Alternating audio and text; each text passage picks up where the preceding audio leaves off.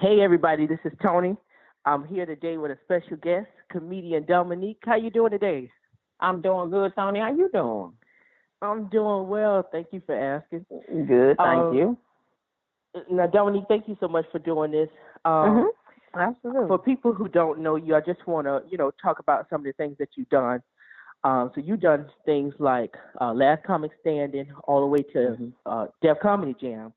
Yeah. Even including the Tom Jordan Morning Show, where people heard you, or millions of listeners heard you every single morning. And 9 million to be exact, Tony. 9 million to be exact. Exactly. Yeah. Exactly. That's a lot of people. So if they definitely don't know your name, they definitely have heard your voice before. Yeah. What was that experience like for you being on the Tom Jordan Morning Show? It was definitely a game changer in my career, Tony. I think on any journey that you're on, you come to places where you're like, okay, I need to turn a corner at this point. It's time for me to turn a corner. So that came at one of those points in my life. And it changed the trajectory of my career, actually. So it was huge. It was huge for me. Wow. And definitely amazing opportunity to be around such, or to be on the radio with such, big people like Tom Jordan and Silver Wilkes and, the other comedians that will be on there from time to time. Definitely something to be involved in. Yeah. Now, I just want to go back and talk about your beginnings a little bit. How did you get started in comedy? From D.C., so I started in D.C. originally. And I had always been, always been funny anyway. And my mother would always say, well, you need to do something in entertainment. And so one day I got hooked up with a friend, one of my friends. She knew a guy that was doing stand-up, and she connected us. And I went to the open mic, and they laughed, Tony, but they did not laugh a lot. But they laughed enough for me to say, okay, maybe I can do this. And, pretty much the rest is history. And I just kept going back, and here we are now. Okay. That's it. Yeah, I definitely, like I said, definitely think you're one of the most underrated comedians thus far, and especially in your joke telling. It's different than some other people, and you hit spot on. Especially just watching your stand up. I think one of my favorite jokes from you was when you talked about the healthcare and people going to get checked up, and about the guy saying he didn't have no health insurance card. Yes, and you just sharing. Yeah. that was it for me. Yeah, it showed me, because and that joke just basically came out of what I saw going on in the healthcare system, and I was like, oh my God, it's seeming like they don't even want us to have healthcare. Gonna have us drinking a ginger ale for everything. You know what I mean? Exactly. And then I just build. That's how I build the joke. That's how I build all of my jokes. I'll see something, and if I can see something, and I'll start talking about it and then I'll be like, okay, that's funny. And then I go on stage and I build out from there. And that's one of the things I'm really, really, with the coronavirus pandemic, that I miss the most, is not being able to go on stage, Tony, because it's never been a point in my career where I was unable to just get up, get dressed, and go tell some jokes somewhere. So that's an adjustment for me, and it's weird, but this will pass, and I'll be back at it. Believe that. Absolutely. Hopefully it passed soon enough. Speaking of that, what do you think about this whole situation and the news coverage? I don't think you can watch the news a whole lot, because you will, when it's over, you're only going to have 2 strands ahead. So you need to watch. You need to get in there, get the little information, and you better go on to Netflix or something. You know what I mean? If you want to keep your head through this situation, you can't just keep watching it. You can't. It'll freak you out. You know what I mean? It'll freak you out real bad. So yeah. So I think we all. Yeah. I did want to go ahead and just switch a little bit, right? Okay. So, in comedy or in the business period, that most people feel like women get the short end of the stick. And even still now, you see people like Monique coming out about not being paid what they feel they should get paid, or not as much as other people. Personally, do you feel like you probably have gotten the short end of a stick as opposed to what a man would get? Absolutely. So it's Monique does have a point. We do. We don't get paid the same. We don't get paid the same, and then when you're African American on top of that, that can hinder it in ways as well. So we do get the short end of the stick, but I do think it needs to be discussed. I think it needs to continuously be talked about until change comes in that process. But the way that you deal with it is you just have to keep working, keep voicing your opinion about it. Like when I say that, I mean even if you're not on a major scale voicing your opinion about it, but even if you're doing it personally, you have to stand up for yourself. Right. And just say, well, I can't come for that amount of money, or this doesn't work for me. But we definitely have those battles all the time. Mm-hmm. A lot of people feel like, in that situation with Monique, that it was more about a stand-up special, which I personally don't think that was the underlying issue. But in that kind of case, would you have taken the deal if it was you? I probably would have taken the deal if it was me for that stand-up special, but I haven't won an Oscar. So, right. Not at this point. I plan on getting one, but not at this point. So I would have taken the deal. But Monique's circumstances, in my opinion, were different. And I think she had a valid point. I just think maybe what happens is it's the way you make the point. And sometimes people don't, after the waters get muddy, sometimes people can't receive it from that particular messenger. But she definitely had a point. And in this business, it's very important to know your worth. And if you think that you are not getting your worth, it's definitely something to go after and to stand up for. So if that's how you feel as an artist, and I don't know, an artist, you have your worth. You know what you will and will not accept as far as compensation is concerned. So if you feel that way, I definitely think you need to stand up for it. Now, you might not like the way the person says it, and I think the waters may have gotten muddy with Mo with the Tyler Perry and the Lee Daniels. And she just basically said the way she felt about those situations. And if you didn't like that, then you just didn't like it. But that still, in my opinion, was her prerogative as well. So. Yeah, and I think in Monique's case too, I kept hearing a lot of people say, just listening to some of the comedians too. But this is something that I was explaining to even Thea yesterday, and she said, if Monique had still been talking to me, I would have told her, this is how you do it, and that kind of stuff. But I think it's just what you said. Sometimes the messenger is not always the right person, but the message was spot on. Spot on, absolutely. Yeah. Because and she is another one that has blessed me in this business as well. You hear stories all the time of people saying, and even like you see Wanda Sykes come out at that point and say, well, hey, they tried to pay me this amount, Right. So it's obvious that something was there, that was, with people not really wanting to receive it from who it was coming from. And even if it wasn't them not wanting to receive it from who it was coming from, it's such a touchy situation. Right. And nobody really ever challenges the powers that be. And she was one that did that. And so when you challenge the powers that be, people kind of they kind of shy away. I guess you could say they kind of shy away because it's a business, and it's a business where you don't want to get on the wrong side of the business. And when I say that, I mean the powers that be could potentially hold those things against you. So I definitely feel like, and people feel like they have to feed their families and that type of thing. So I understand why people don't beat that drum. But Mo was courageous enough to beat that drum. And it says something about her, and it's to be respected. But they might not have liked the way it was coming from the messenger, but the message was spot on. It was.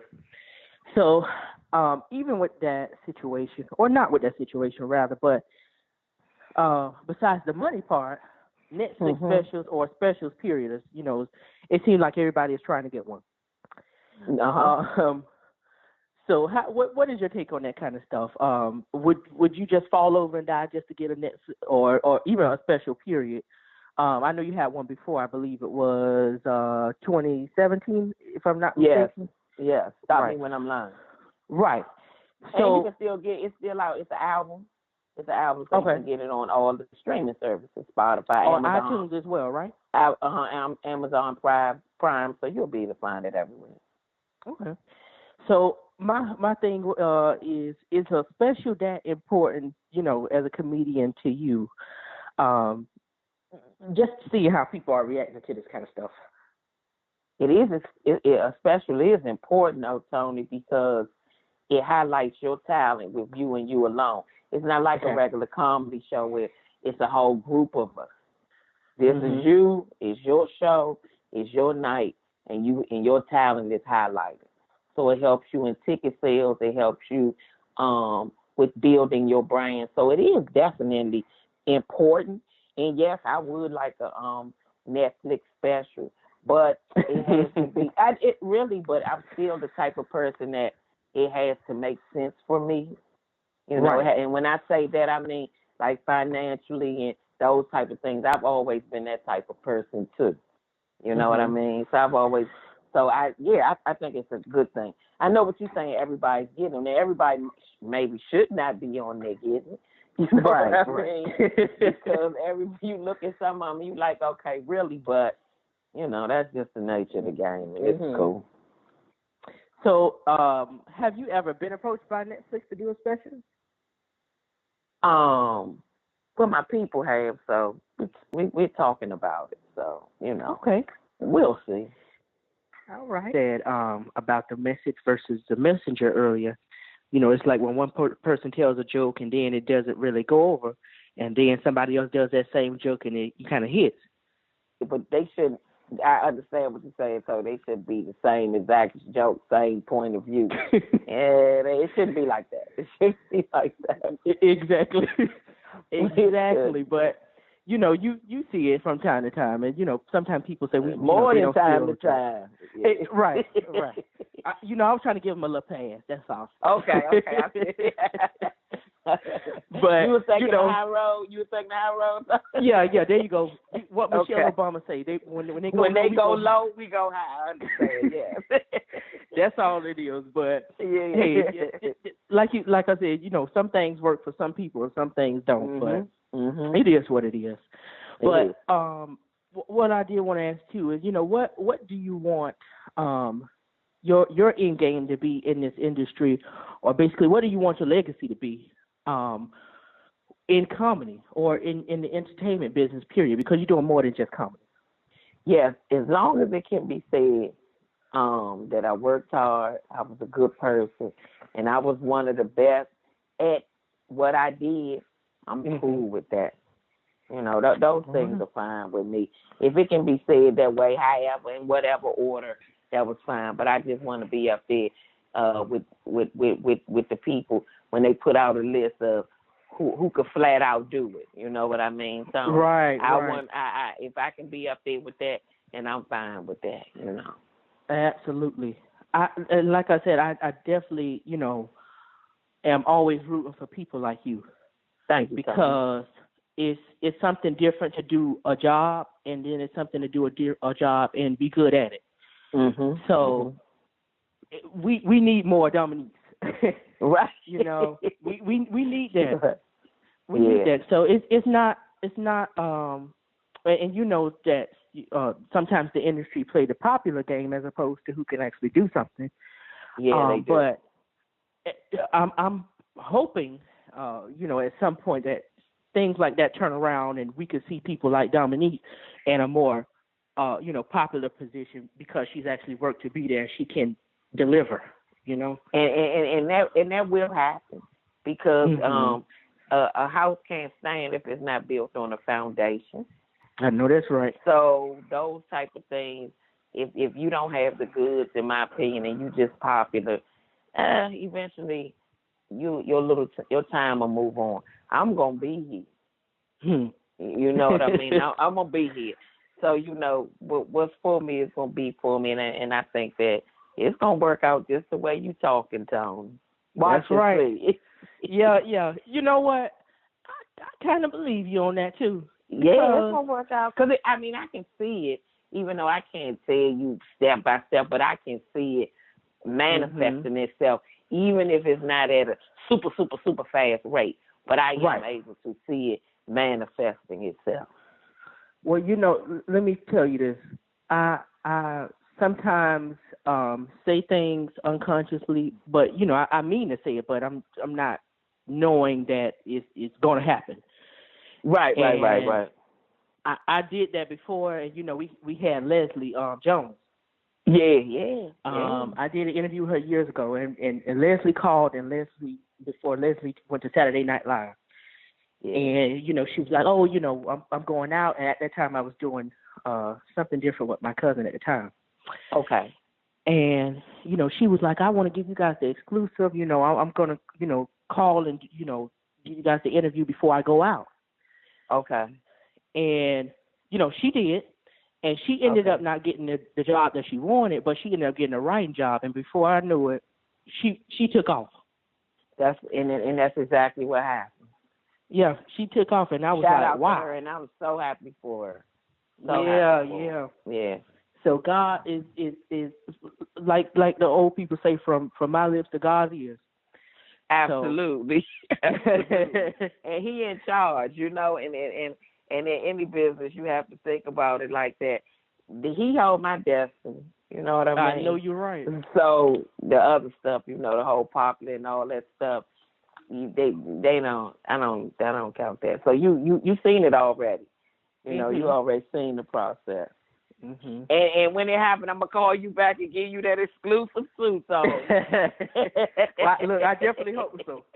Yeah, absolutely. We see all the time these folks get up big. They don't want to look at nobody. They tell people don't talk to them in the hallways, all kinds of stuff. Tony, that's because that's who, what a friend of mine told me about people like that. That's who they always was. They just ain't had no money. There you go. Tony, they already were that person. They just didn't have any money, and how dare they act like that? But there you go. They got a coin or two. They showed up and showed out. Yeah, the real them stepped up in. The real them stepped up in here. So, oh boy! But just my last question is there anything that you haven't done in the forthcoming future that you want to do that you can obtain? Well, I'm liking the stand up. I'm liking the acting. I think I want to continue to do more acting, and it's just certain people like I want to work with, like on screen. It's just certain actors and actresses that I want to work with. People like, I want to work with Jeffrey Wright. I really respect his work. I would like to work with Whoopi Goldberg. It's different. I mean, I got a whole bunch of wish list people, and I know I'm gonna get to work with some of them. I do. So if anything can be said, it's just different people I want to work with. That's all. Okay. And then I just want to talk about as well. What are you working on right now as well? Like, what are the new projects you're working on? The new project I'm working on right now, and I was working on it before the coronavirus pandemic. I'm working on the reboot of the Boondocks with Aaron Magruder. So I'm one of the voices on the reboot of the Boondocks. So that's the project that I'm working on right now. And I was touring, of course.